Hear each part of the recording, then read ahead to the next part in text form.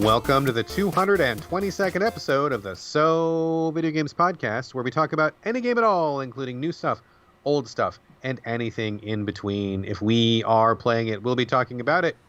Today we are recording on March 3rd, 2021.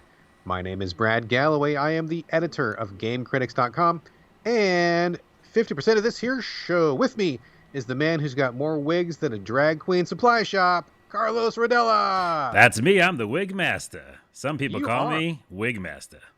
Some people call you Maurice, the Space Cowboy. Nice. You've also got probably a pretty healthy amount of mustaches too, don't you? Yeah, I'm starting up my mustache beard collection right now. And if people are wondering what that means and why I am the Wig Master, it's because I do a lot of comedy sketches. And shameless plug at the beginning of the show, youtube.com/a lot of things. But yeah. Shameless. Oh, well, and I'm on TikTok too, but we can get into that at the end of the show. Yeah, I have so many. And today I started buying puppets. Oh, snap. Oh, snap. Which is your house is going to be this weird collection of bits and bobs. If you turn the lights down low, it would probably be quite frightening to walk through there. It's going to be either Five Nights at Freddy's or also Pee-wee's Playhouse, essentially, very soon. 30 minutes at Carlos's. That's the new indie jam coming soon. By the way, near you. Did you see Willy's Wonderland? I talked about it recently on another podcast. No, you podcast cheater. I saw the trailer, and I bet my son would be 100% down to watch that because he really is into the whole Five Nights at Freddy's thing. I just kind of forgot about it, and I kind of wanted to view it first to make sure that it wasn't too over the top. How was it? Was it super gory, or was it just silly, or how was it? The only gore is in really the kind of animatronic, fake blood. But there is a sex scene in it, which is weird. It kind of harkens back to the 90s horror movies. And then, or even just bad horror movies in general. But I really liked it, and it's more like a cult film. And it's short, and it's weird, and it goes into the horror tropes for a little bit. Like I said, with that sex scene or a couple things, but then after that, it's just not what you expect. It's not what you expect. So for people who don't know what we're talking about, we probably should have said this at the beginning. I apologize. Right. What is it? Willy's Wonderland? Yeah, it's Nicolas Cage plays I can say this. I think this is helpful. He plays a person who gets trapped in a small town, and there's a Chuck E. Cheese's type place, or a place that would have the animatronics at Five Nights at Freddy's. And it's been closed down, and it's just kind of creepy and eerie, and I won't give any spoilers. But he's a character, and the whole movie, he doesn't talk. But he's this kind of stoic... Nicolas Cage doesn't talk through the whole movie? Yeah, he's a stoic Nicolas Cage. And how do you have Nicolas Cage who doesn't talk? It's weird. It works perfectly. He's very much a Nicolas Cage character in what he does. But when I tell you what he does, it would spoil the movie. All right, so don't I won't. spoil it. But that's all you need to know, really, is Nicolas Cage, without saying any words, goes to a small town and has to go into a creepy house with Five Nights at Freddy's. Yeah, that thing's got serious Five Nights at Freddy's vibes. In fact, it's funny, too, because I keep hearing whispers about, Five Nights at Freddy's is going to have an official movie, and it keeps getting pushed back and delayed and all this stuff. And the fan base is still crazy. All the kids that my son hangs out with still talk about it pretty often, so it's still in the zeitgeist. We did see there was another movie that came out recently, and I sure as heck don't know what it's called, but there was another knockoff where it was, again, animatronics. This was not a pizza place. It was a TV show where all the stuffed animals were animatronics. That was kind of gory. There was a couple parts where I was like, we shouldn't be watching this, but I guess mom's not around. That's okay. Don't tell your mom. Nice. Yeah, so there's definitely a lot of peripheral copycat content for FNAF fans, but it's weird that they just haven't done anything on their own yet. So, oh well, I'll take some Nicolas Cage though. That's fine. Yeah, and by the way, just again, a disclaimer. One, it does have one kind of, it's not gratuitous sex scene, but it's it's sex.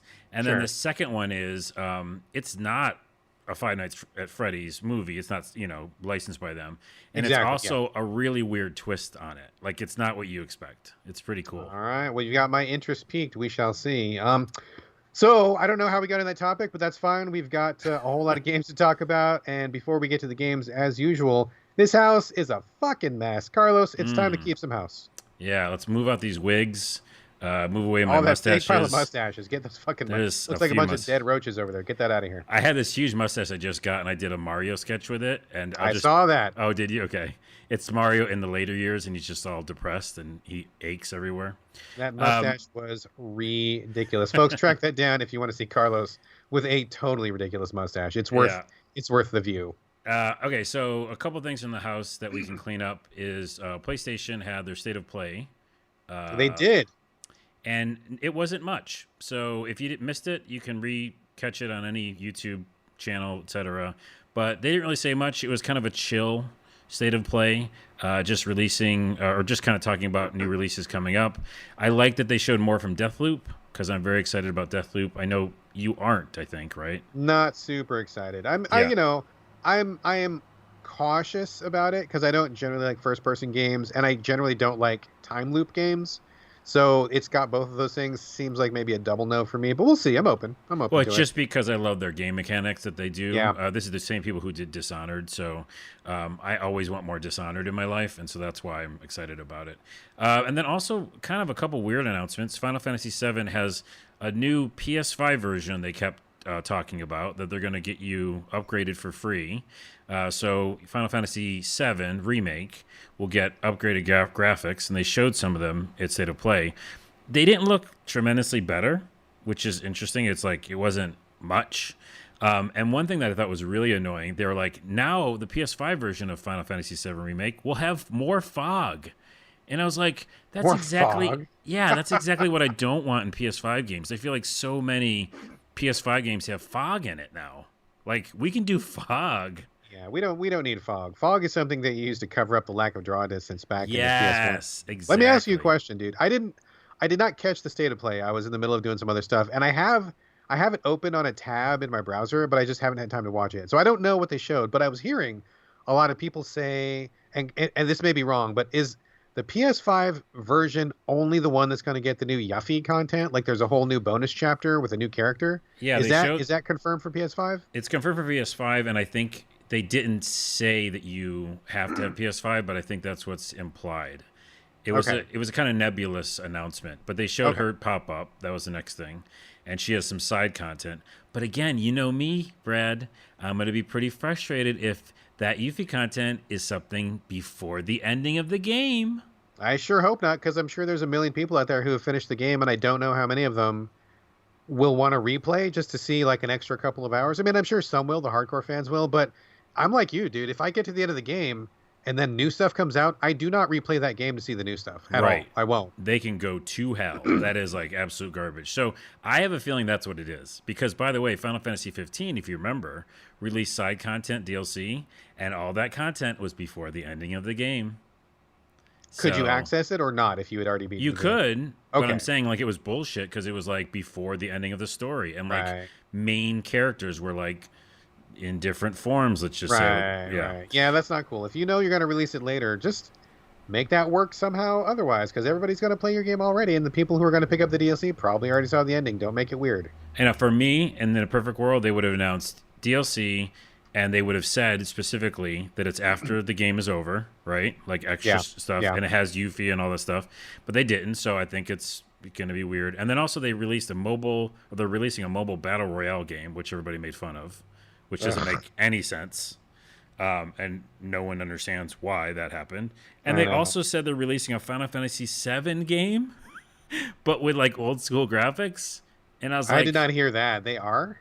Yeah, I don't know enough about it. They just showed graphics that look like old school PlayStation, and I was like, what are they doing? Oh my god, no, thank you. And then the other one that was it Kena? I should have done my homework. What's that? Oh one? yeah, I know what you're talking. I think it's called Kena. Yes, Kena. I'm pretty sure. That looks so good. And they just kind of showed an update and more gameplay of that. It's not for like another few months probably coming out, but wow, that looked really good. But other than that, just a few other games, some updates, but nothing more really, nothing huge. Cool. Well, I'll go track down a list and see what I missed. But yeah, I just didn't have time. Sometimes you just don't have time to keep up with the news. But I trust you and other folks out there to keep me posted. So we'll see how it goes. Yeah, if you find something you remember that when you watch it, bring it to next episode. So the other thing is, I started watching this Playing with Power documentary on Crackle, which is a story of Nintendo. And I remember the trailer, and I saw it a while ago, and I was really excited about it. There's a couple things I like about it and a couple things I don't. One, it's done pretty well, and it's like going back to Nintendo's origins of making trading cards and the fact that they were like a small company just, working in trading cards, and then bringing you to the present day. And episode 1 is out, so I guess it's episodic, and it brings you up to Miyamoto, the birth of Miyamoto. And That's a pretty big jump forward. yeah, it's about an hour. So I liked it, and I liked, they get into the Donkey Kong creation and early cutscenes and stuff like that. So I like that part of it. The other thing I don't like is right now it's only on Crackle, and Crackle has commercials, right? I mean, I was going to say, how is Crackle even still a thing? I barely knew about it to begin with. I haven't heard about it for years until you brought it to the show. I can't believe that they've got more than like 3 people as their installed base. I don't know either. I remember for a while people were doing deals exclusively with Crackle. But and by the way, if Crackle's listening, hey, I think you're great. If you want to give me some money to help me with my new show, I'm on board for Crackle. Jesus. I am a Crackle we fan. are currently not sponsored by Crackle. I would be glad to be sponsored, but they probably don't even have $5 to. They don't have enough money. Throw our way, yeah. Although whatever they did, they paid for some of the stock. So Chris Kohler's in it, by the way, because he's such a nerd for Nintendo. He's got so much I know information. Chris Kohler. I did. Yeah. I used to work with him real briefly. Yeah, nice guy. Anyways, I think people should check it out. So it's cool. The commercials are annoying as hell. And also the commercials, they're like 2 minutes and 50 seconds of commercials every time they pop up. And they play the same commercial back to back. I'm like, who's your advertising person? You know what I mean? That's like when my wife watches whatever cooking channel she watches. It's that exact thing where she'll watch like half the show, commercials pop up. It's like 6 commercials in a row. The very next time they take a commercial break, the exact fucking same 6 commercials. It's so irritating. Good Lord. Yeah. So that thing I hated. But in general, it was a fun watch. So I still recommend it. It's called Playing with Power, and you go find it on Crackle. Good luck finding Crackle. Yeah, it's on the internet. And last thing is Maquette just came out, and it's free on PlayStation if you're a PlayStation subscriber. So it's a puzzle game that looks supposed to be really beautiful. I just downloaded it today, and I'll be playing it for next episode. Speaking of which, I was shocked to see that Final Fantasy VII Remake is already up for PS Plus owners. I was like, wow, that's a pretty recent game. Yeah, it's a pretty recent game. It's a big game. And yeah, I'm like, I was thinking about maybe buying it on sale, but I held off. And I'm glad that I did because I got it for free. So it's for free on PS Plus right now, like Final Fantasy VII Remake, the whole thing. Well, and then Maquette, like you just said, is also up there. There's a couple other things. It's a pretty good mix this month. Yeah, here's an interesting thing though. Just like with Xbox Game Pass, if you get Final Fantasy VII Remake now you don't have to pay for it, and you play it, and then I'm guessing they did that because they know DLC's coming out. Yeah, they're gonna obviously upsell you. But secondly, do you have to buy it? Because at some point it goes away, right? Yeah, it's no. If it's on PS Plus, once you add it to your library, it's yours forever as long as you are a subscriber. So you don't ever have to buy it. But I'm sure they will make you buy the Yuffie DLC. I mean, otherwise you're giving this game away for nothing. So yeah, so they're upselling. They're that's a great upsell. And then secondly, though, Xbox Game Pass, well, like we talked last episode, you do have to buy the fucking game. They're on there for like 3 months or 6 months. Some of them, I mean, some of the stuff is on there forever, right? Some of it's in the permanent collection. And then a bunch of the stuff on Game Pass rotates through 3 months, 6 months, whatever.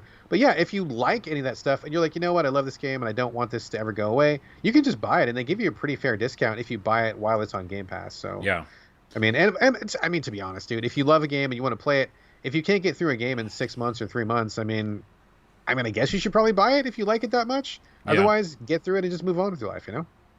Yeah, that's true. Okay, that house is kept. It's there's not too much stuff in here, actually. Okay, not too bad. That was a quick cleanup. Sounds good. All right, let's move on to the main content of the show. Folks, this is going to be kind of a weird show. We've got a lot of like little bits and bobs. We've got a couple of pretty beefy discussions that are popping up at the end, but we have some other stuff that we got to get through first. So please bear with us as we kind of ramble on for a little bit and get through all these things that we have to check off our list. I will start. Wait, before you start, can I say one thing? Yeah.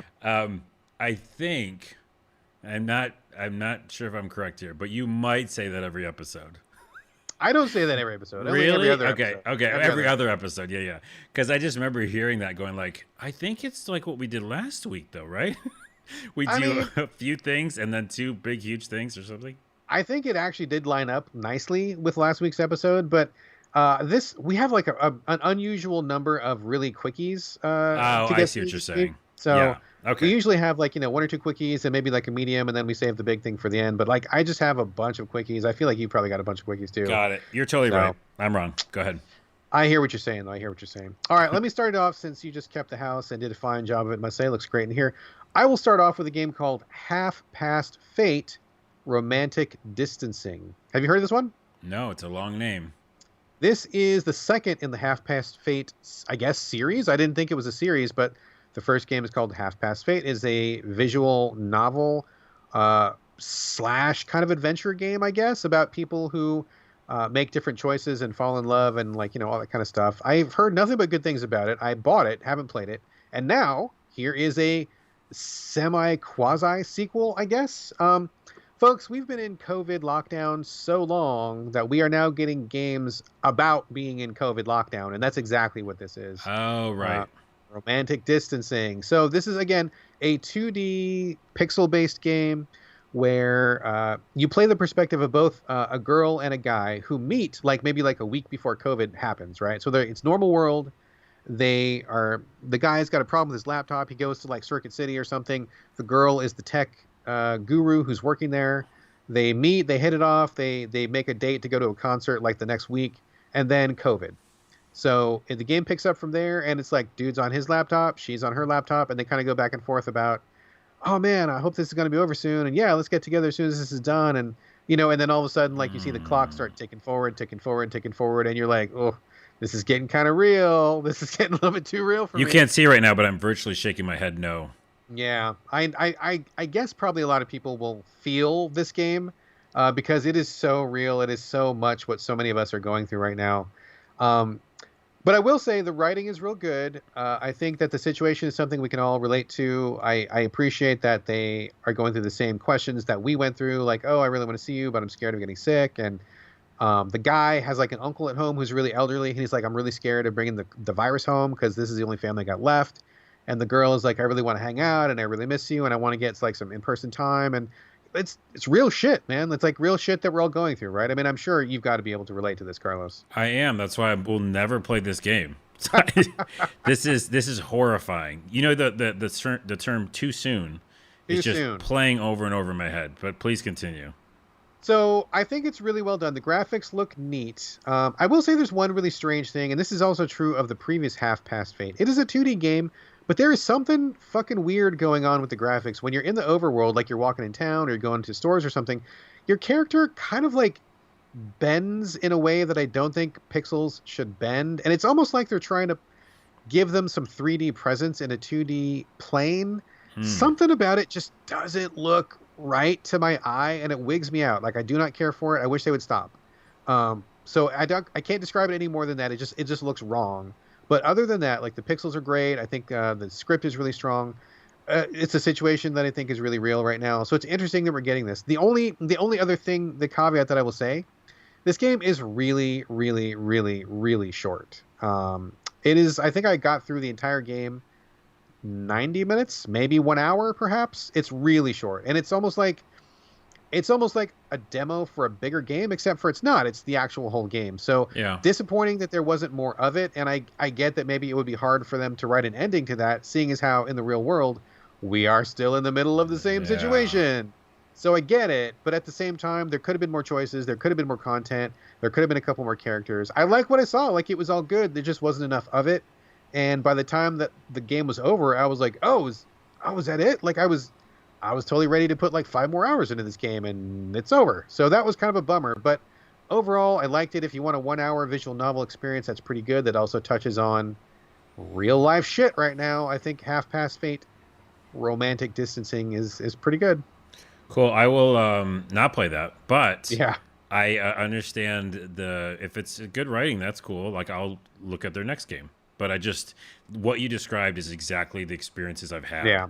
And like with like actual people like that I was trying to, meet up with. So like that is just, it's, ugh. Yeah, I feel bad now. I'm sorry. Talk about another game. Down, it's okay. It's okay. Maybe play their previous game. Just get regular Half Past Fate. That's got multiple characters. That came out before COVID was a thing. There's no COVID in that. So maybe check that one out. Yeah, I will. All right, that is Half Past Fate, Romantic Distancing. Carlos, let's go over to you. As you tend to do, you've got a little surprise for myself and the listeners. You said weird game on the agenda. Cool. I'm all up for weird games, but I have no idea whatsoever what you're going to talk about. What is this weird surprise game? Oh my goodness. It's called Seinfeld, the Telltale series. Oh, what? No, it's not. Really? It is, but it's not licensed by them. It's not Telltale game. It's a game by Big Trash Games. It is a bootleg, stealing Seinfeld's trademark and stealing Telltale's trademark? Yes, in the same title. And oh my God. And it's called a Seinfeld adventure game, and it's on itch.io right now. And I think it will probably stay on there. I don't know if it'll get like taken down or whatever, but I played it. And here's the description, by the way. A Seinfeld adventure game by the Mania for the Mania. Play as Jerry in this new exciting adventure game. The game features stunning 3D type graphics that will blow your mind away.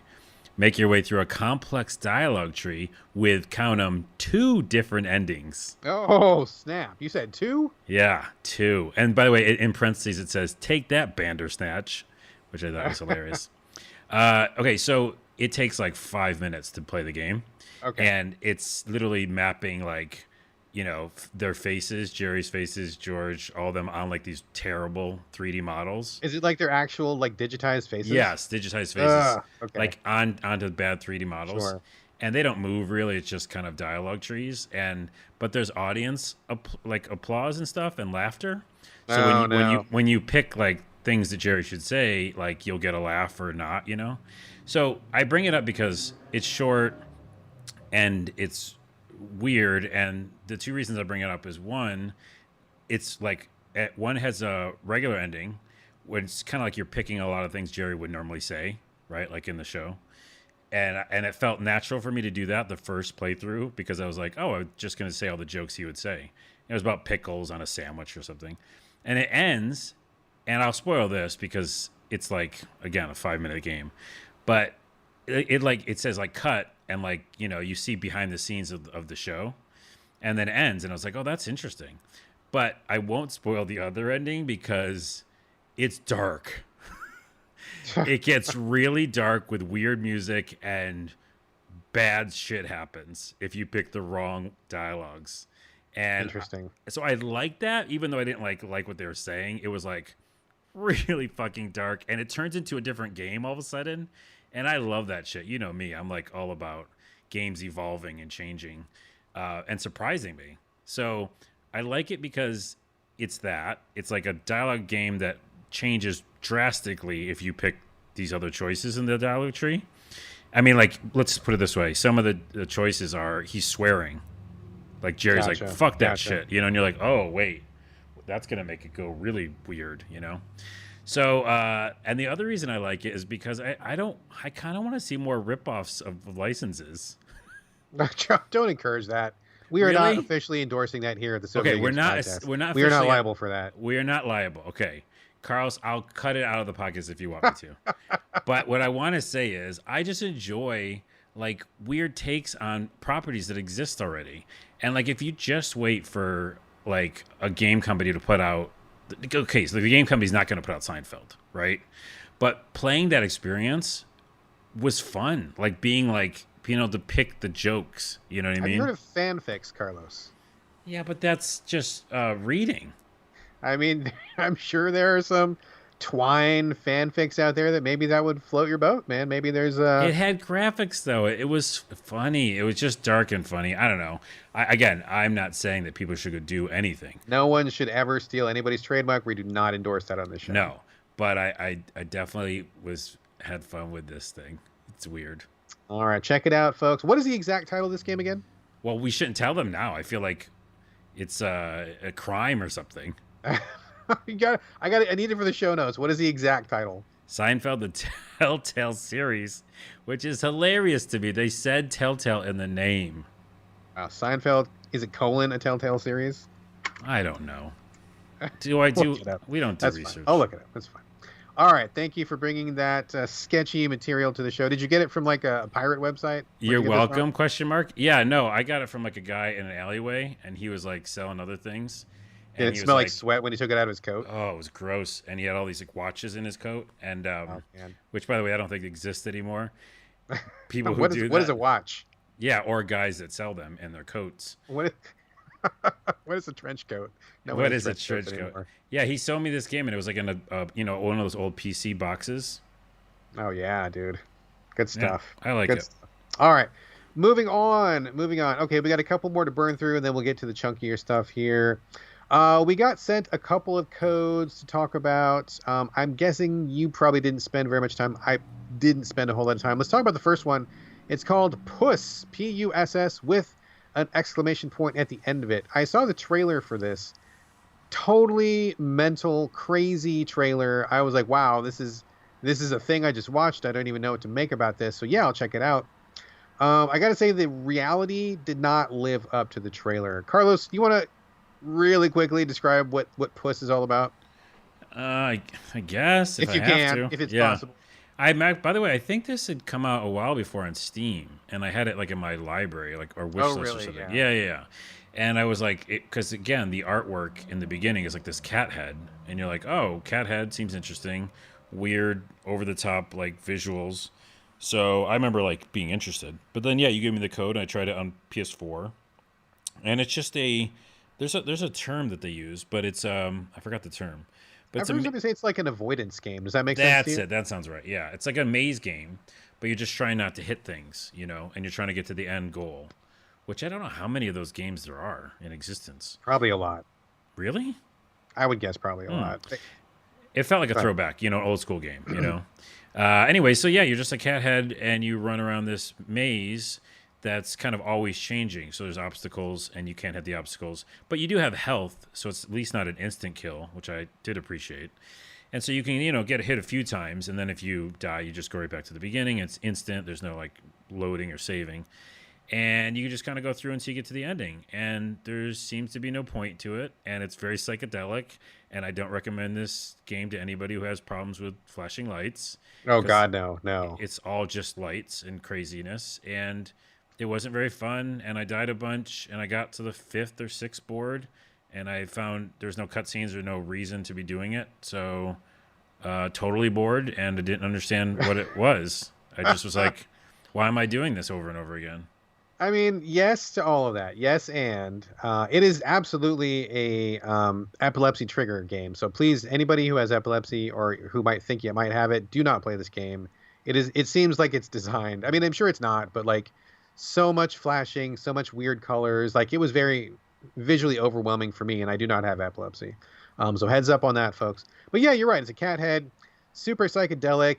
There's like a really brief cutscene at the beginning of the game where it's like someone's crying for help inside of a TV, and like a random cat goes inside a TV to help for whatever reason. Yeah, I guess there's that first one. Yeah, you're doing like the avoidance mazes, which I found really obnoxious. I found they're just like not fun at all. Like the pathways are moving back and forth, and there's really small windows to get your cat through, and doors are closing and opening, and things are moving, and it's just like you're just trying not to touch anything, and everything is aggressively trying to touch you, and it's just wasn't really fun. I made it to the first boss, and apparently there's like 5 or 6 bosses. Wow. Stuff opens up. The first boss was like some kind of it was like a Cerberus where like you go there and you just have to dodge a bunch of stuff, and then your cat powers up and he does like these little cat scratch, and he like scratches the Cerberus face. I mean, it's funny in a weird random way, but it wasn't fun to play. Like if I was watching a video of this, I'd be like, wow, this is really trippy. I should probably smoke some weed before I watch this or something. And I don't smoke weed, so I wouldn't do that, but that seems like what it's appropriate for. But just like playing it was just like really not fun at all. Just like I died so many times, really obnoxious kind of gameplay, and it just wasn't interesting enough to keep me in. So that was a pretty hard pass for me. Yeah, I mean that boss thing sounds like the most interesting thing, and I didn't even get to that. So Yeah. It's I kind of was forcing myself to get there because I felt like maybe if I got to the end of the first set of boards, maybe there would be something there, and I mean there was. It was like Satanic Cerberus, and then 5 or 6 more levels opened up after that, but I just didn't want to play anymore. So yeah, all right, that is Puss, Puss, or exclamation point after that. Next one is Castle Kong. This is another one that we got sent a code for. It is, I mean, correct me if I'm wrong, Carlos. This is basically like a reskin Donkey Kong. Does that seem fair to you? yeah, but it's not as good. It's not. Oh Oh, shit! I'm like snap! throwing shots. No, that's not the Snap! terminology. I'm firing shots. Shots Drinking fired. shots, body shots, Jello shots. Oh man. Some kind of shot happened right there, folks. Yeah, I mean you're not wrong. It is basically. I mean I put this game and tell me if this kind of mirrored your experience. I redeem the code and I'm like, okay, it seems like kind of an arcadey thing, no problem. I start playing it and I'm like, what the fuck? This is just like Donkey Kong. It's even got Kong in the title, but like it's like you said, not as good, and it's just like a reskin. Like, why would somebody make this? I don't understand. Wait, hold on. So I've just thought of something while we were talking about it. Okay, so this is the first thing that's weird. The very beginning of the game, a little king or something steals Yeah. the girl and goes to the Instead of top. the gorilla, King Still the steals girl, the gorilla. yeah. Yeah. And then it's Donkey Kong, and you have the same kind of move set where you're like, literally, it's like old school moves. And I was originally going like, why in the world would anybody want to go back to something that was like pretty difficult to control? Like Donkey Kong was tough, it was tough Yeah. because how it was designed, but also just the graphics and limitations of what they were building back then. So why would you want to go back? And in the very beginning, there's like a mini one cutscene, and it shows the king, and he says, "How low can you go?" Yes. Now I want to stress that the original Donkey Kong, the monkey shows up, and he goes, "How high can you get?" Now that makes fucking sense because you're going up. So what the fuck does "how low can you go" mean? Do you See, know? no, so that was one thing that I was confused by as well, because I seem to recall when I was reading the literature about this game, I thought it was going to be a reverse Donkey Kong where you go down instead of up. Yeah. But the first couple levels that I played was just you going up. And I mean, granted, I did not play it for that long. I didn't beat the game by any stretch of the imagination. I played like one or two levels and I'm like, okay, I'm good. But yeah, you're just basically doing the same thing. So maybe you eventually start going down later, but I was only going up. We could be talking out of our ass because both of us didn't play it long enough. I know, past two boards Yeah. to talk about it, and that would be amazing because I love those kind of games where they evolve. And if all of a sudden you start going down, that would be interesting. The only other problem is that I hate the gameplay. Like it's just like the old school style of when you jump. And if you fall too far, you die. That can go straight to Yeah. hell. Straight to hell. Yeah. Because, I mean, I just jumped up once. Not even like jumping too far, but just jumped up once while I was on a moving platform to get a coin or something and died. And I was like, Yeah. if I can't even do that, then how do you expect me to do like, complex maneuvers and avoid stuff? So it was wildly unfun. Like it was actually more unfun than Puss, I think, because I couldn't play it as well as I could play Puss. Like Puss, I was like, I know what I'm fucking up, and where I died is my fault. But in this one, I was like, no, I should have been fine. Like that's Yeah. yes, I know it's Donkey Kong rules, but it's like worse. Like there's a rake. There's a rake at some point. Instead of the hammer, you get a rake. And It's but like literally the same thing. You grab the weapon, you have the weapon for like 10 seconds to get rid of the ghosts, which are there instead of the barrels. I yeah, mean, I mean, yeah, I don't know, man. I don't know why anybody would do that. I don't know why you know would what I did in the do very that. beginning because it said how low can you go? I went to the left and the right on the screen. Like I tried to like leave the To board. see if you could like get through it or Yeah, something. and I was like, oh, that'd be super cool. And no, it was just go up and Yeah. get I the mean, girl. to be fair, maybe it is kind of a frog fraction sort of a thing, but I literally did not play past the second level because I was like, I'm having negative fun right now, so I don't want to keep going. So Let's just Google to see if it's a frog fractions, and then we can go back and play it if it is. we'll update you on the next show if we find anything interesting. We're gonna move on right now because I don't. Okay. We've already talked about this game longer than I played this We game. sure have. Yeah. All right, let me throw a couple more at you here. Here's a cute one. It's called PACO Caravan. PACO Caravan. I don't know what PACO stands for. It's all in caps. Maybe it stands. Maybe it's a contraction for some other thing. I don't know what it means. But this is. I guess it used to be an iPhone game or a mobile game, and they just brought it to the Switch. You play a little car, and you are in like a little parking lot, little driveway area. You cannot stop the car. Okay, so like the car is constantly in forward motion. This is a top-down, sort of an RC Pro-Am, sort of a remote control, like looking down from on high perspective. It's not a racing game. It's not a first-person game. You're looking down on the car. You're driving around this parking lot area, and there's all these little trailers scattered all throughout the parking lot. Every time you hit a trailer, that trailer is added to the back of your car. So eventually, you're going to have like 3 trailers, 6 trailers, 9 trailers, 10 trailers. Like the trailers get longer and longer and longer, and you have to keep going around and around to collect more trailers But the trick is that eventually the trailers get so long that you're kind of like doubling back on yourself, and so you have to watch out because you're going to crash into your own rear end because you've got so many trailers attached to you, right? It sounds like the Snake Bus Snaky or bus, yeah, yes. Snaky Bus or the limo game. There's like a limo game where you're like a long thing. I don't know. I have not played the limo game, but this is basically, I'm glad you brought that up because this is essentially the exact same game as Snaky Bus, except for you are a car and you are looking from a top-down perspective instead of a behind the car perspective. But Right. basically, the exact same game on a much smaller scale. I mean, it's colorful, it's cute. I played it for a number of levels, and I'm like, okay, this is cool. The car can jump, which is nice. So if you want something that you can pick up and play for like 1 or 2 sessions, I thought it was not a bad little thing. Very cute. I didn't finish or anything, but there's also like little challenges in each level. Collect all the items and try to beat your score and all that stuff. So there's replay there if you want that. If you want something bite sized like that. So I thought it was cute. Yeah, it seems cool. It seems like a simple version, like a 2D more version of Snaky Bus. Yeah, basically Sneaky Bus. The other one I want to talk about really briefly before we get to our meatier game selections here, Sir Lovelot, or Lovelot, I guess, Lovelot. Oh yeah, I saw this in the PS4 store. Just came out on PS4, Switch. I believe it's probably on Xbox as well. This is a 2D platforming game where you play a knight, and a really teeny tiny knight, and he is trying to get to a tower where there is a Rapunzel-like lady inside the tower. You're in these levels that are full of like spikes and pits and saw blades and all this kind of stuff that's actively trying to kill you. You have to jump, double jump, and dash through these levels. Get a flower first because, you don't want to show up with no gift, right? That's rude. Yeah. So you got to find a flower. And then after you get the flower, you make your way to the tower in each level. And then once you have the flower, the lady lets her hair down. You climb up the hair and then boom, level over.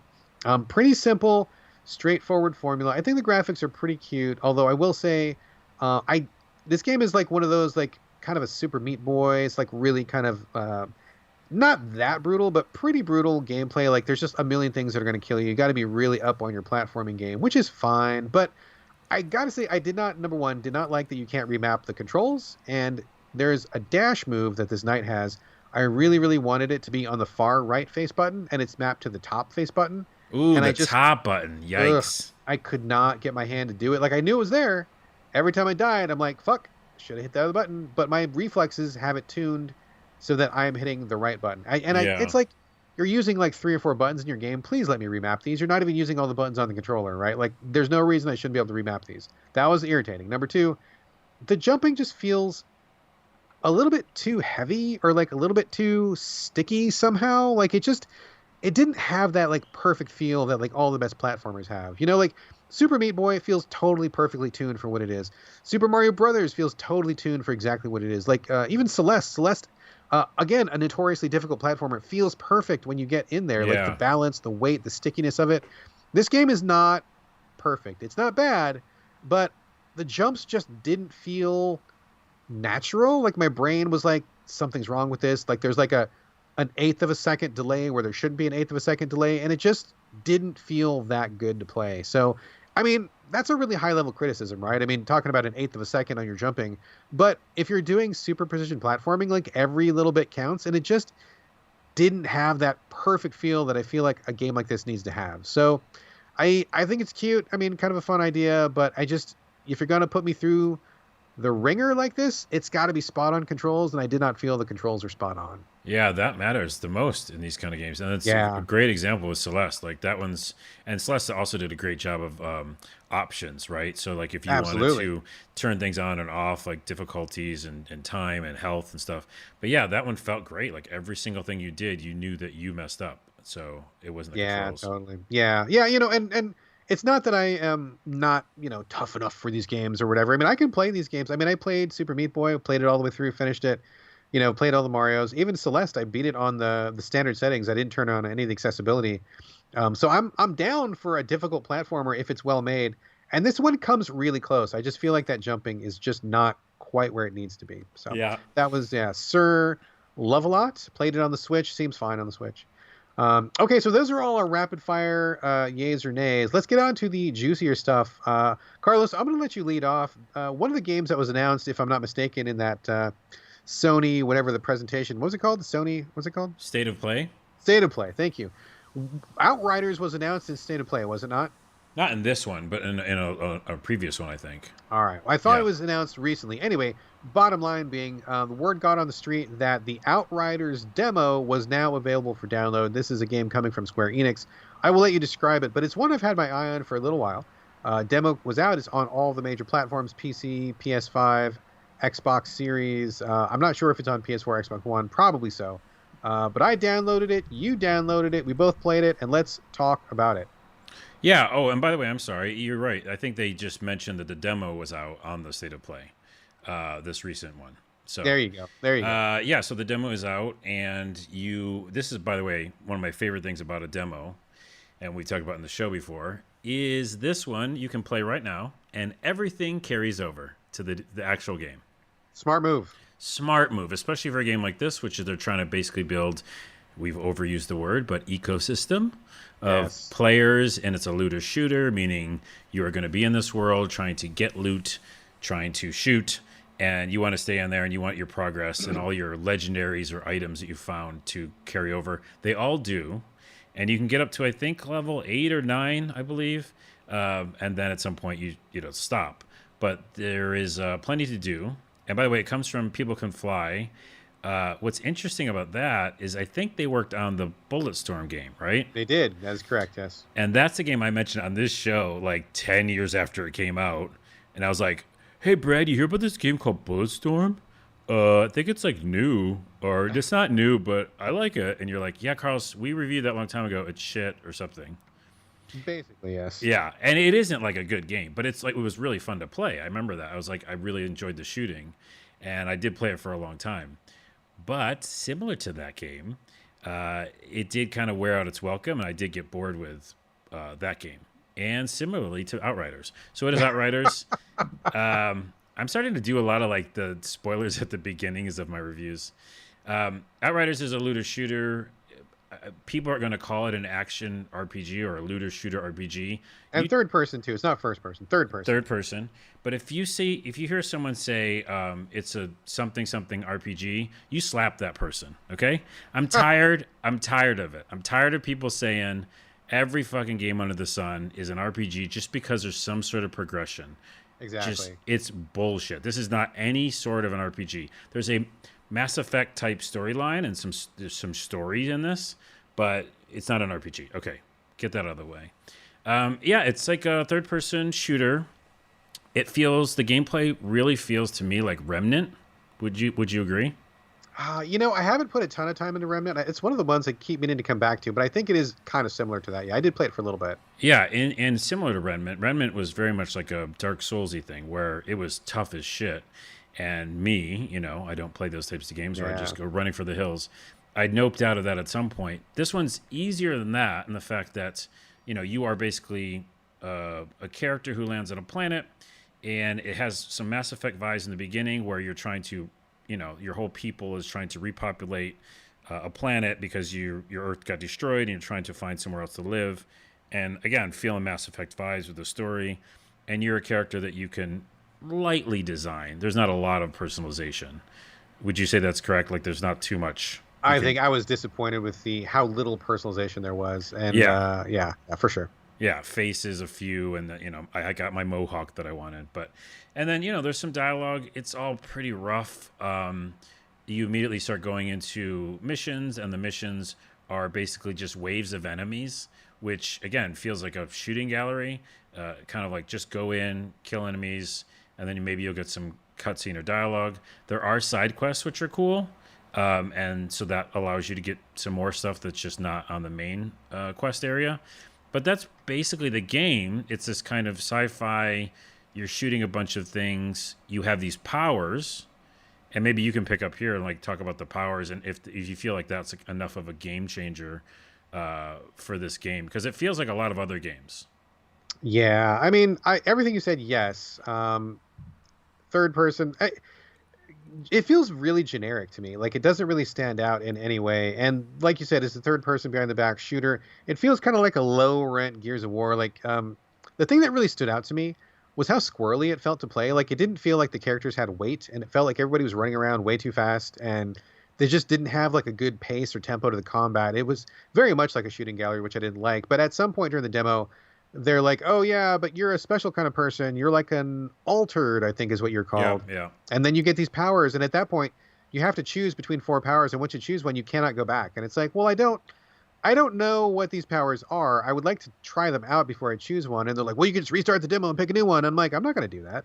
I'm not going to play through all this again just to see if I like this other thing. Yeah. So I picked the fire powers, and it's just like, I mean, there's nothing really special about it. You just get like this special power. I mean, it's just like any other looter shooter, or I mean, basically any action game these days where you've got guns, but you've got a special power. So I had guns, and then my person could like summon fire like 10 feet in front of me or something. And if you burn the person, it gives you a little bit of life back. So it gives you some encouragement to use the power. But I mean, basically that was it. I played it. I did not finish the demo. No way. I was just way too much. I got really bored of it before we finished the demo. It just felt like too fast, too light, too loose. The combat didn't feel engaging. It felt like a cheaper Gears of War. The powers were not interesting enough. And like, I got through one mission, and then you get back to the base or whatever, and it's like, okay, so pick your instance or something. And I could already see like there was like 3 or 4 different levels of like increasing difficulty to like scale the loot that you were going to get. World and tiers. Like, yeah, the world tiers. Yeah. World tiers. And I'm like, no, dude, like I am not signing up for like this infinite grind that is just such an obvious grind from the beginning. It's like, I don't want to do this. I need more narrative involvement. I want to have more ownership of my character. I do not like that I couldn't change my character exactly how I wanted. It just felt like, hey, we're making a game as a service, and you guys like to shoot stuff, right? So here it is. It's like third person Destiny, and go for it. And I'm like, no, I'm not feeling this at all. Dude, this is like, let me talk about the powers real quick, because you mentioned your firepower. I picked the tank character. Okay. Because, I'm closest to the melee. I'm like, I'm going to just have all the defense. But right now, because I'm sure those character classes will evolve, but right now they all feel very similar. And because what they did, going to talking about the world tier and the games as a service, actually, is they built the combat to be similar to Doom, where you have to attack to win. So you can't sit back. It might look like you can go and cover, and it might feel like Gears of War, but it isn't, because the enemies can break your cover. They can flank you instantly, and when this is the deep cut of why I think this game is flawed. They built the combat as a games as a service. You know what I mean? Yeah. Basically, they cheat. The enemies can do whatever the fuck they want. They can grenades. They're all grenades. Like, everybody has grenades. So no matter where you are, even on the other side of the map, you're like, oh, a circle's around me. What's that mean? Oh, another grenade. So they're forcing you to do close combat. Now, that's, I would say, better than the last Doom game, because you don't run out of ammo, really. And you do have tons of powers. Mine was I shake the ground when it hit the ground. And then the other one was the coolest power. You pick someone on the map, an enemy, and you just float in the air and then just go to them and they die. And I was like, holy shit, that's cool as hell. But so, see what I'm saying? They're forcing you and forced us to do combat, because then you get health back. The problem is it's also mixed with the kind of the enemies who cheat. They kind of do whatever they want, and they will always fight you and find you. And I just feel like your health goes down so fast. I wasn't feeling it, man. I really wasn't feeling it. I did maybe like 1.5 missions, and I'm like, I'm going to cross this game off my list, and I don't think I'm ever going to come back to it. It's frustrating because I played it longer than you, and to go back to that world tier thing, that is definitely the thing that like will probably, it's frustrating, but I found a way around it. So here's what they do is they keep upgrading the world tier, so then the enemies get harder, right? But that's because you get better loot. Whatever that loop is, who said people want that? I guess that's a thing that people want, not me or you. But I guess that is a thing that people want. But that's in a lot of games, right? We've encountered this before. I mean, here's the trick to that, right? Like, the game has to be fun without that loop. Like the quality of the combat, what you're doing, your place in the world, the context of the action, that has to be good without anything else. And if that's not good, simply playing through something I don't like to get better loot to keep playing something that I don't like doesn't work. Right. So like when you're playing something like Diablo 3, right? Like we talked about this last episode or the episode before. Like, that game feels really good to play. So when you add loot on top of it, you're like, yes, I want this feels good, so I want to play this even better. It's going to feel better. but I already like it. Even if there was no loot, I would still like it, right? Or like even something like, like Warframe. I just dipped back into Warframe a couple nights ago, and I'm like, yes, this is totally a looter shooter to the next level, to the nth level, the infinite level. But even without the loot, it still feels good to play. So like, if it doesn't feel good to play, no amount of loot or world tier or instance is going to get me to come back. Right, but on top of that, not even just like how it feels, because I did like a couple of the combat things that I did, the specials, is the I don't want to keep calling it the cheating, but like when the enemies do things, it doesn't feel like it should happen in the world. Like to your example with Diablo, I know exactly what to expect from enemies in Diablo, right? The really, really big tanky ones, I know how to like maneuver around them, and I can run away if I need to and save the game. And there's like a bunch of things I can do. But this one is like, no, go in here and you have a good chance you're just going to lose, Yeah, Or like yeah. there was a boss and he was shooting this fucking flame tornado. And I went all the way back to the beginning of the level, and the flame tornado came to the fucking end of the level. You gotta be kidding me. I'm not kidding you, dude. I was like not even near him, and I was like, what are you doing? Like, I'm not near the game anymore. I was like outside of the game, and you like turned the game off. You went home, make a sandwich, and the fucking fire tornado shows up in your kitchen. It showed up in my kitchen. I was making pizza. It cooked it a little faster. All right. Scorched your damn pizza. Yeah. But seriously, that's where it's wrong. That's actually to your point, right? That's not fun. Like, that's fucked up. Yeah. I want to say two more things before we leave the game. The bad dialogue is fucking horrendous. Like, at some point, your main character is so douchey that I wanted to punch him. He's like rude to women. Like, you didn't get that far, but he's like, it's fucked up, man. He's like, this girl's like, you save this girl, and she's like, thank you for saving me. And he goes, yeah, whatever. I wasn't trying to save you. Like, what do you want from me? And the girl's like, all right. But here's the thing, the kicker. The girl's like, oh, anyways, thanks again, though. And like, she doesn't even acknowledge that he's a douchebag. The other thing is that there's this fight going on that, these little scenes that never change in video games. Sure. NPC scenes that I'm like, people, let's just make the NPCs do something different. There's a fight going on, and there's these guys in the audience watching the fight, and this one guy, because you have to go back to the hub world all the time, and the fight never ends. It's in the hub world. The fight never ends. And this one guy just keeps yelling, come on, Gary. Come on, Gary. You can do it, Gary. And then he also says, hit him in the balls. Come on, Gary. Hit him in the balls, Gary. And I was like, just couldn't with anymore. That was just, oh my God. Yeah. So, I don't know, man. Yeah, I do know. What I saw from this demo was enough to make me completely cross this off my list. It looked interesting in trailers, but once I got my hands on it, did not feel good. I don't want to sign up for like this really obvious like loot, loop. Like I just, no, thank you. There's a million other things to play. I am not going to play this. It did not interest me whatsoever. What's unfortunate is the Outriders, and then what was the one that I played where everything's gold? All the gold, shiny gold, and it was also a game where you like kind of. It was on PS5. It was like you the played melee looter shooter. But those were like standouts in graphics. I thought when they were first showing up the PS5, and now they're like both kind of womps for me. So yeah. All right. Okay. Let's get all that stuff out of the way. Let's get to the game that I really want to talk about, and I bet you really want to talk about too. Sorry to make you wait so long, folks, but we gotta get through this stuff, or else we're not gonna have a freaking show. So we got through all Gary. That. Get to the real Gary, stuff. Get him in the balls. Get him in the balls, Gary. Okay, that's gonna be our new tagline for the show. Get him in the balls, Gary. Days Gone. Days Gone. I talked about it last episode. I must have lit a fire under you because you immediately jumped on it. I'm playing on PS5. I'm assuming you're playing on PS5 as well. Of course you are. Yeah. I wasn't sure what to think of this game. And to quickly recap for anybody who missed last episode, open world game coming from Sony Bend, who are the creators of the Siphon Filter series. They put you in the shoes of Deacon St. John, who is kind of a blue collar, sort of a biker dude.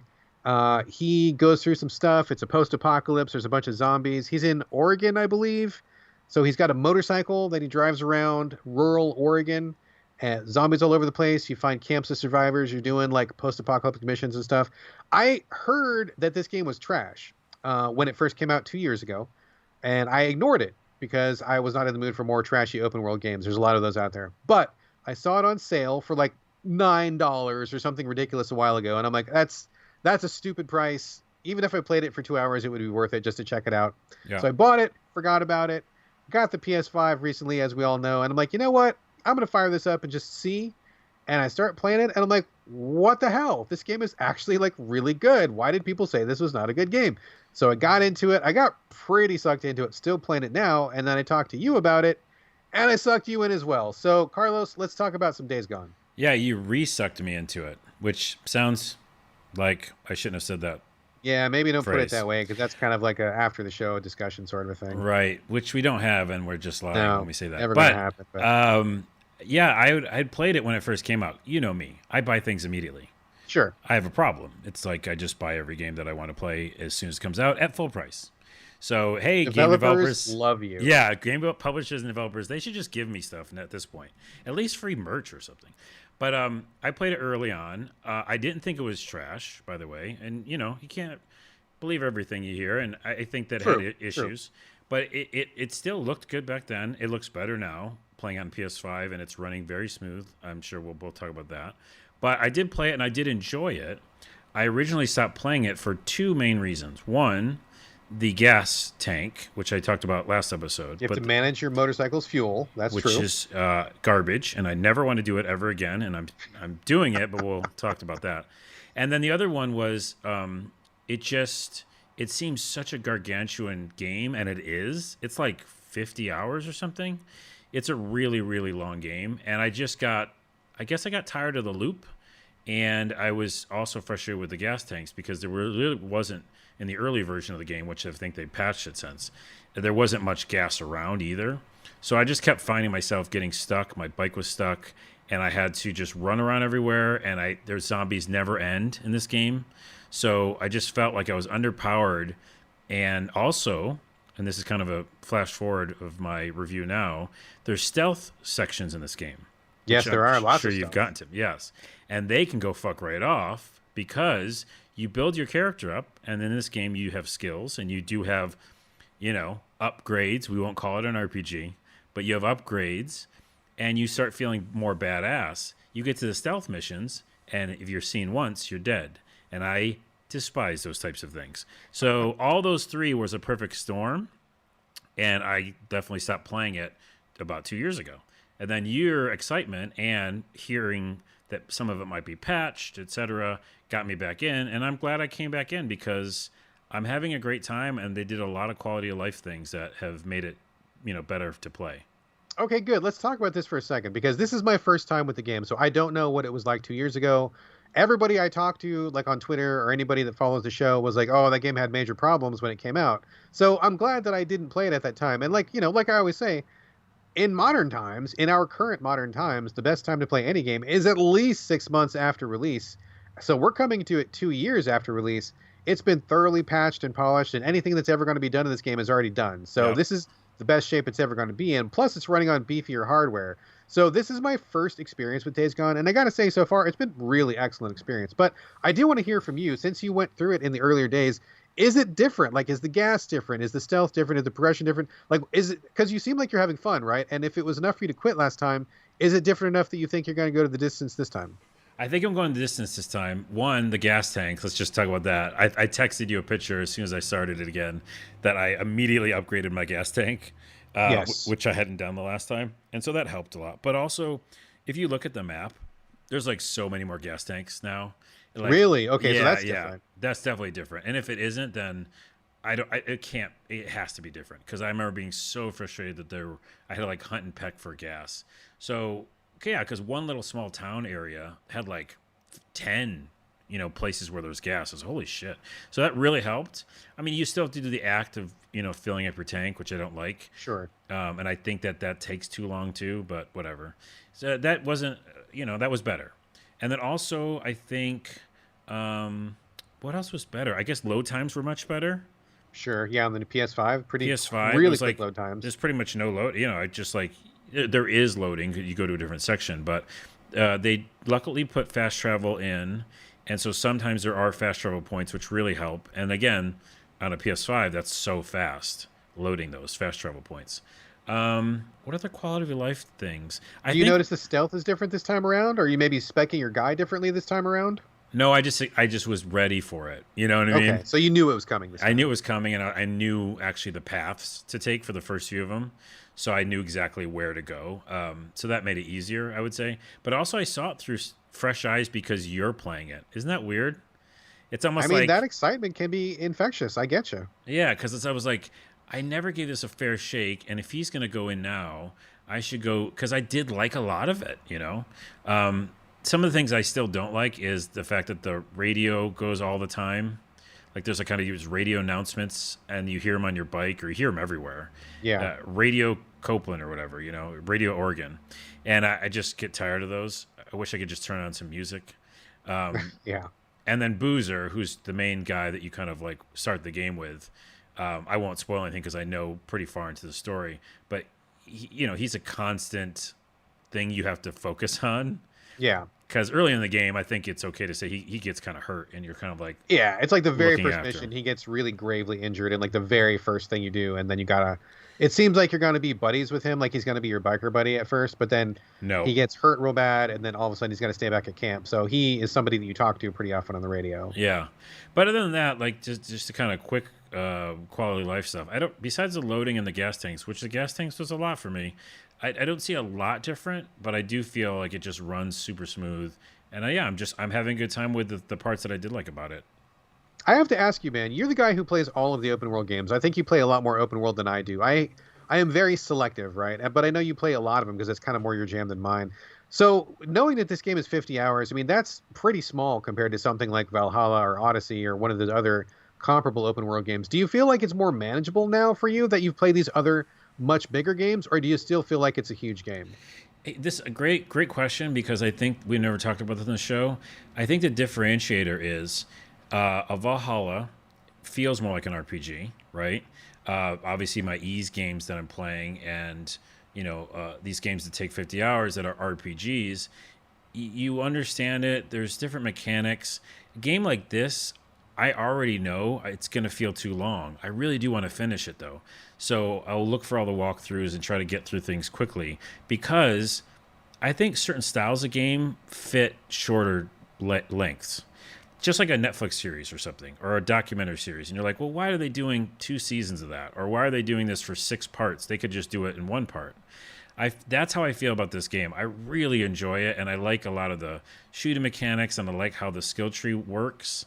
Isn't the skill tree fun? Like it feels like to me satisfying. The stuff you get does feel pretty significant every time you get an upgrade. It does feel like they're pretty meaningful. Yeah, you're like, oh no, I can do this whole other thing, and it's a button press. It's like a different Yeah, type of thing. yeah. So yeah, I really like that, and I like the cutscenes. And I like what they're doing with the interesting kind of darker story that's underneath this whole world. But I think from what people are telling me, I think 40 hours is too long. I would love this to be a 20-hour story. Interesting. I don't know what the critical path is. I mean, I think it's probably possible to only do story missions and ignore a lot of the side content because they don't really tell you this. But when you look at the map, the missions are color coded to tell you whether it's story mission, side mission, or time sensitive mission. I had to actually find that out on FAQ because the game never bothers to let you know that. But if you only do like the yellow pips on your map, that's Yeah. like crit path, right? So you'll get through the game probably a lot quicker. I don't know what the critical path is, but I'm really enjoying it. I'm doing everything. I mean, I'm kind of surprised I'm into this right now because I just came off of Assassin's Creed Odyssey, which is a huge game. I mean, that was like 115 hours of Assassin's Creed Odyssey. Really enjoyed most of it, not all of it, but most of it. And I wasn't sure I was going to be up for this. But I think that right now with life, coronavirus, the political situation, we're all kind of still stuck at home and we're all kind of in this weird gray area. I think that maybe my brain is more open to like doing a big thing like this, and instead of me feeling like this is a huge game, it's going to take too long to get through, I'm kind of looking at it like, okay, well, this is like my escape where I'm just going to like leave the real world behind for a couple hours. I'm going to just exist here, and it's okay if it takes a long time because Yeah. it just means I'm kind of like in this world a little bit longer, and you get to do what you want to do, right? Like you can take some time to clear out zombie nests, and if you want to do that, or you can go fight some bandits or whatever, or you can like do the story missions, or you can search out hidden stuff. So I kind of appreciate that it feels like it's something that you can really sink into, and there's a lot there for you to do, and you can do it mostly at your own pace. And it's a nice place to go when I feel like I don't want to read about the Republicans anymore, and Yeah. I don't want to hear about COVID one more time. I mean, it kind of says a lot about the world when going to fight feral zombies is more relaxing It's than more reading the relaxing, news, yeah. right? Well, because you Yeah, have more control over it. You know what I mean? Like exactly, that's exactly. that's why I like RPGs so much, right? It's a very obvious thing. It's like, oh, I'm going to level up. I'm going to achieve this thing, and we might even save the world. What you just said brought up a pro and a con. So the Okay, pro is similar to you. I have a great escapism with this game, right? Riding that bike, so good. Like it's just the real good. It's just real the good. first time I played it 2 years ago, it was the same way. It feels great. The weight of the bike feels real. Perfect. Yeah, it feels real If you good. hit something and it breaks, you have to repair it. That somehow is okay to me. Like I like that's real. It feels good. And making the jumps and stuff. And there's some chase scenes in this game where you have to like chase other people, and they don't feel like tacked on. They feel fun. I don't know. So I love the escapism of this game. The con is something you mentioned earlier.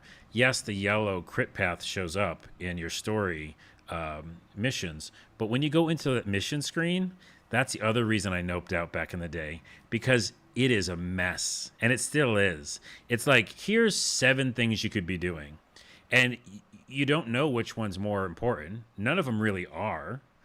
Like you said, the yellow is a story mission, but some of the other stuff are story stuff. Like Yeah, it's yeah. like your Boozer timeline. Boozer, he's got his own timeline, like his whole full things of story quests. And you're like, shouldn't I finish Boozer, the main guy I started with, before I do the one about my wife or something? Like, so that really confused me, and it kind of rubbed me the wrong way when I saw it again, because I got a little bit of like memory from it, because I don't really like, I hate that second camp. There's a second camp with this old lady in it, and believe me, I don't like her at all. And the way that they run the camp, it's just all this drama, and I don't want to deal with it. Not a spoiler, just there's another camp and you can do missions for camps. I was like, I don't want to do that, but is something really good going to come of it? Yeah. Like, is it going to be a new bike that I get and I couldn't have got it? So the wealth of things to do, well, positive and escapism, it's also a double-edged sword for me, because I'm like, oh, I'm paralyzed. What do I do? See, I kind of hear what you're saying, right? And I definitely feel some of that. I wish this is one aspect where I wish the game was a little bit more transparent. Like I don't want it to be like so mechanical, like, hey, here is this mission. If you do this mission, you will exactly get this one gun and you'll get this much money, because then it kind of like takes like the narrative weight out of it. But I do think that they should be more clear about whether some missions are time sensitive or not. If some missions will go away if you do others, like I think they should like prioritize them a little bit more. I Yeah. really like, like I like games where it's like, okay, here are your main missions, and these are probably going to advance the story, right? But then here's these side missions. Do these if you want like side character stories, or if you want to level up a little bit. And then like here are the, busy work missions where there's no story, but you're just doing these to like earn money or to get resources or something. I wish it was like clear in that sense, because I agree with you. It's like blue mission, yellow mission, purple mission, white mission. I'm like, I don't know what these colors mean, and I'm scared that one of these is going to disappear because I have like gamer OCD, right? So I want to do them if I want to do them, but I don't know which one is the important one to do, and it's all kind of like, it is kind of like not really very clear. So I wish it was more transparent in that way. I went to an FAQ and I read a little bit about it, so that helped calm my anxieties a little bit, right? Where it's like you only Yeah. have to watch out for the white ones. The white ones will disappear, everything else will stay there, and you can do it at your own pace. So as long as you're watching out for the white ones, you're fine. So I'm like, okay, that's good. I wish they told me that 10 hours ago, but that's okay. I'm going to roll with this. So that's fine. And I got to say, other things that I really like about this game, the motorcycle is great. I think the motorcycle is great. And my favorite thing about this motorcycle, not only does it feel great, it's like when you get to the top of the hill, and because you're managing your gas, you want to use your gas as little as possible. So you don't want to be revving your engine constantly.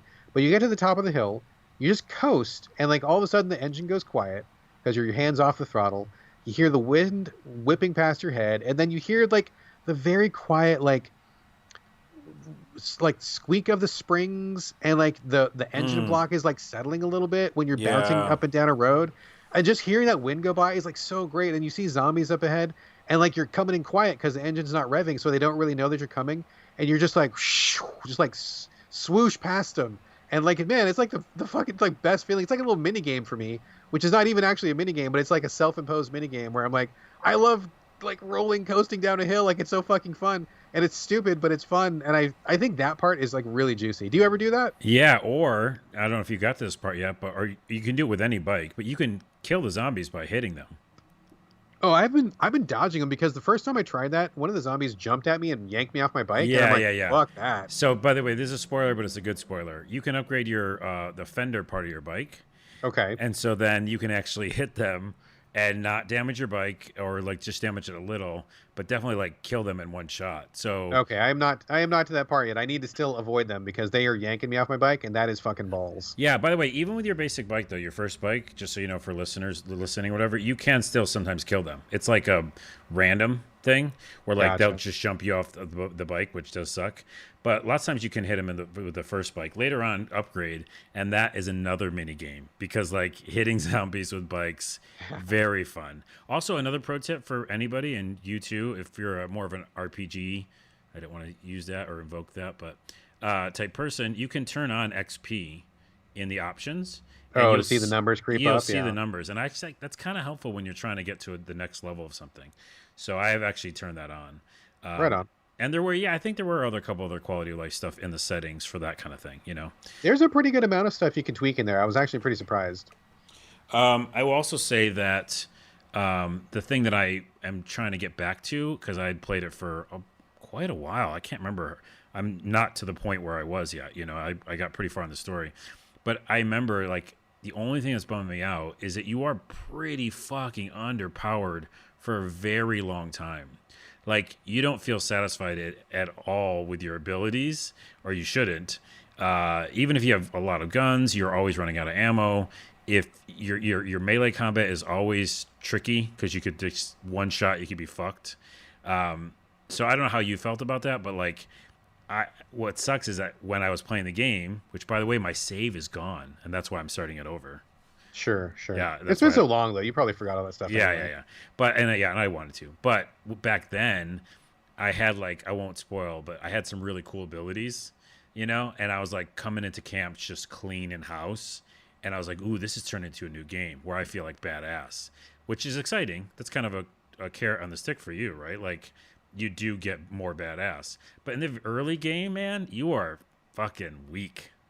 I mean, I kind of think it's okay, and I think the power progression so far has been good. Like we mentioned earlier, when you level up through experience, the levels don't really come that fast. I feel like they could go a little faster for my taste. It's not terrible, but like, if it feels like the level ups are there's a pretty good amount of time between them for me, and I feel like I'm doing good progression. I'm doing a lot of side missions, so I'm not skipping anything. But when you do get a power up, finally, like you get to put a skill point somewhere. Every time you do put a skill point somewhere, most of those feel like pretty significant. So when you finally get up a little bit, you're like, yes, I noticed that I feel stronger. I'm surviving longer. This Yeah, feels good to me. So that's really good. I like that. But I also do appreciate that like you're a dude in a zombie wasteland, so like you're not really like lord of the battle yet. Like you've got to be cautious. You can get overwhelmed really easily. You got to really be aware of how much noise you're making because the zombies will home in on you. So I think that part is fine right now. Like I don't want to play the whole game as being super underpowered. That would be like kind of tiresome. But for right now, where I'm at in the story, I feel like it's fine, and I feel like I am strong enough for how long I've put in. But I am definitely looking forward to like getting bigger guns and getting stronger and unlocking some of the powers that I can see are coming up later on the skill tree. I haven't got there yet, but I'm looking forward to those. So I think it's fine so far. I think it's exactly what I would expect. And after playing something like State of Decay or something like that, where you never ever really kick ass, you just kind of like you're always like on the edge of survival. I'm kind of right. okay with that in zombie games too. I mean, give or take. This is not Dead Rising, which is like kind of a fun house filled with zombies. This is definitely more of like a surviving, doing your best to survive, and that's okay. Like that's fine for me. Yeah, it Um, does. It does feel like State of Decay. Like it's good you brought that up because it does feel like that. But you do get stronger, and so I think for me, it's just I already was there, you know, in my sure, to previous go backwards playthrough. would probably be pretty Yeah, painful. yeah, One thing I also really like about this game is the emergent elements of the gameplay. I didn't realize how big a part that was going to play in the game, but there's actually a lot of emergent stuff that happens, and I didn't really hear anybody talking about it. But like for example, I was doing a mission today where I was looking for a girl who was lost, and I knew like vaguely where she was, so I needed to go to this area and just kind of search, look for clues. I was inside a house, and then I hear all this fucking noise coming from outside the house, like somebody rode up on a motorcycle, and I'm like, oh shit, that's got to be bad news because it might be like a bandit group or a marauder or something, somebody that's gonna fuck me up. So I hear this bike roll up outside, and I'm getting ready to fight, And then their motorcycle was so fucking loud that it drew in like all the zombies that were in the area. So those people never actually came for me. They got caught up with the zombies that were nearby. So there's this giant fucking battle happening right outside my front door. And I'm like, shh, don't fucking say anything. Just sit here quietly. And they're killing each other outside the house, like guns going off, fucking like zombies getting blown away, but then guys getting ripped apart, like this giant fucking melee happening right in front of me. And I was 100% not a part of it. It had nothing to do with me. It was just going down. And as soon as everybody killed each other, I put my head down, waited for the zombies to like bail a little bit. They kind of wandered off into the woods, went out, started like looting all the bodies and got the shit that I needed, got some gas for my motorcycle. And I'm like, yes, that was fucking amazing. And there's this other section that I got to. Another great example was I was storming this camp. In this game, there's zombies, there are survivors, there are like religious fanatics, there are people who are like bandits and robbers, and then there's also like the government faction. So there's lots of factions in the area.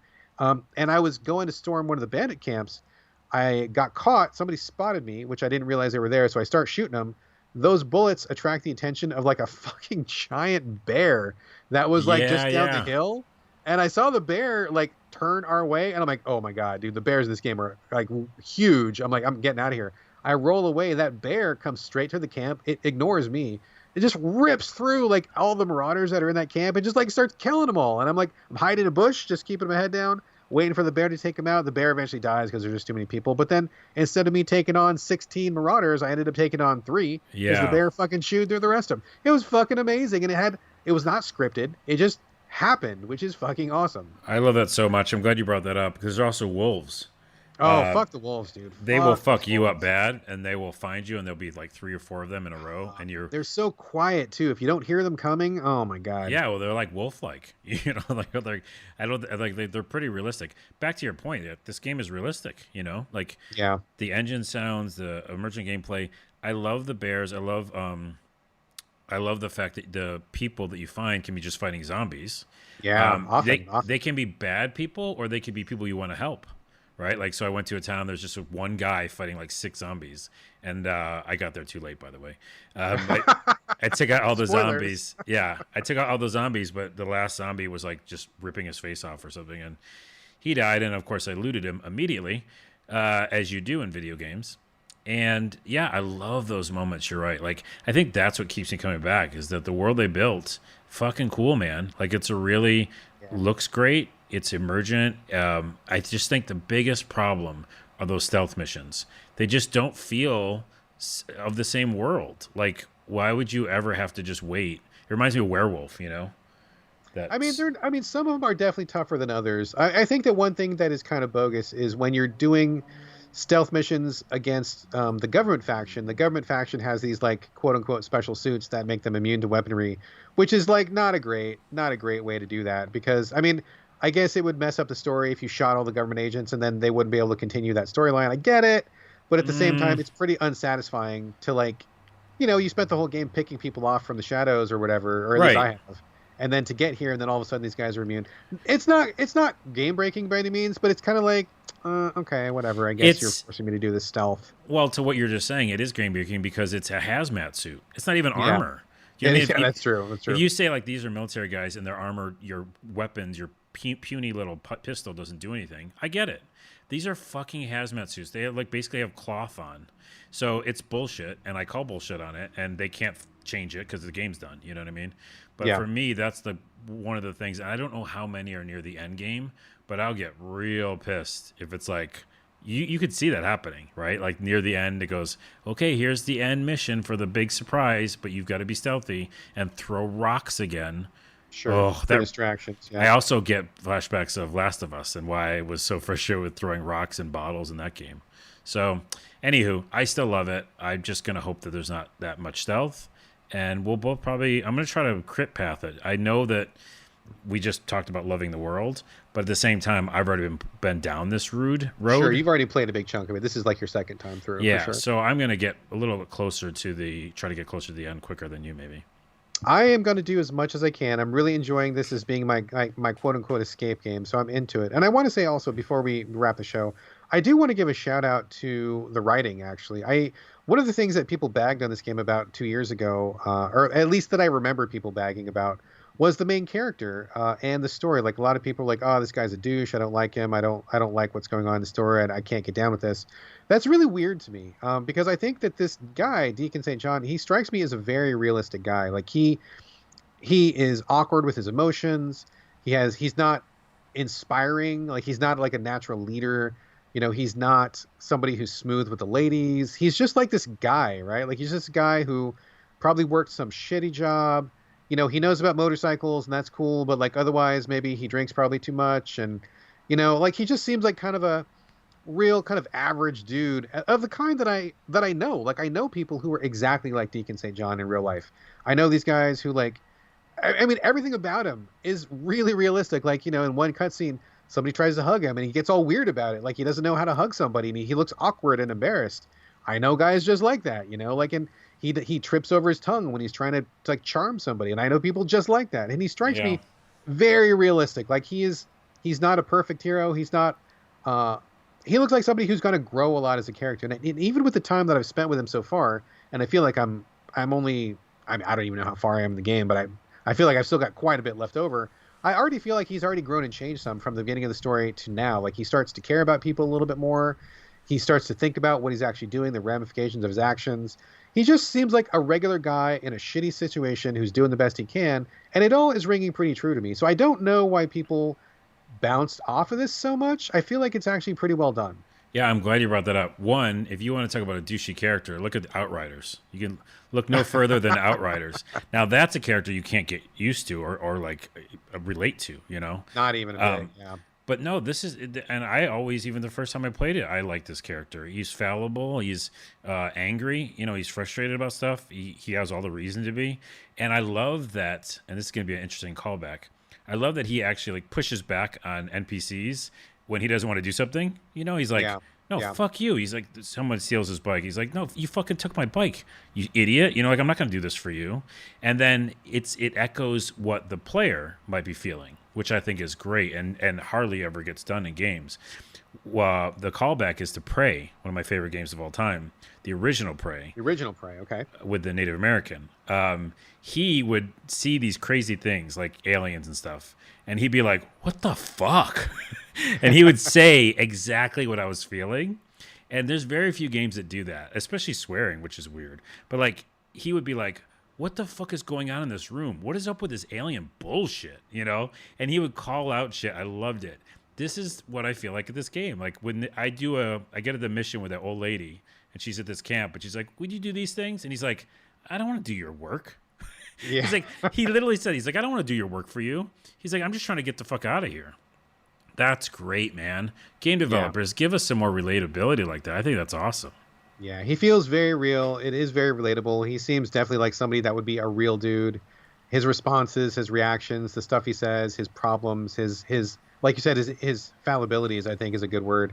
He does not have all the answers. He's not perfect on everything. He makes some mistakes in the gameplay and then he regrets it afterwards. But I mean, it's all human shit. Like anybody in his position would probably do the same thing, and no one's perfect. And I really appreciate that about him. I'm actually really growing to like Deacon St. John quite a bit, and I really kind of want to go back to some of those reviews back then and be like, okay, so what were people upset about? Because they may have patched the game and added more gas here and there, but I doubt they would have rewritten the script. I mean, they didn't. No. That's him. That's how he sounded. Okay, so yeah, I mean, I'm guessing he's probably the same now as he was back then. So I don't understand why people were not down with him. I'm enjoying it quite a bit. I think it's the right game for me at the right time, and I really like what Sony Bend is doing. I was a fan of them since their latter Siphon Filter games. I am kind of kicking myself that I waited this long, but at the same time, it sounds like I'm seeing this game at its absolute best, which is great because I'm really enjoying it, and I'm having a blast so far. Yeah, I'll say two more things real quick before we go. One, to that dialogue point, the other thing they do really well that I would love developers to do more is while he's being relatable and saying things that I feel like I would say, he says dialogue in the game, not just cutscenes. Oh, yeah. Which I love. He'll like go to a place where like there's all this gross stuff similar to Prey. And he'll be like, what the fuck is going on back here? Yeah. He'll be like, why are there's body parts? What the fuck, bro? My favorite is when he like gets near a zombie nest and he's like, oh God, I can smell it. Like, that doesn't get old. It's for some reason. It's pretty funny. Yeah, he's like, this smells like my ass. Like, what the fuck? And then the other thing is that we didn't mention is that the zombies get stronger at night. They're weaker in the day, but there's more of them in the daytime, which is an interesting dynamic. I don't know if you knew that is They've the been way it talking is. about it a little bit. Yeah, I try to go out during the day just because I think I would rather get the weaker ones and have less, like more weaker ones than fewer stronger ones so far, but that may change later. But so far, I'm doing a mix of both daytime and nighttime missions, which is in contrast to something like Dying Light, where I fucking did not set foot outside in the nighttime. Right. Yeah, I it's was not like, that I am extreme.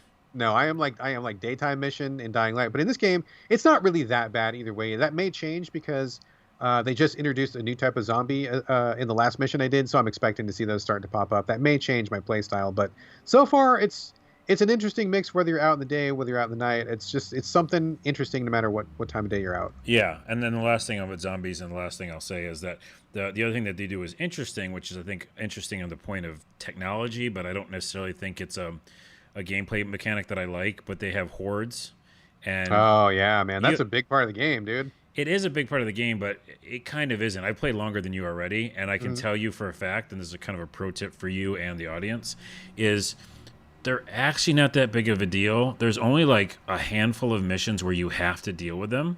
Right. This might be a newsflash to you. Like main story missions where you have to go near them or do something or get something that they're near.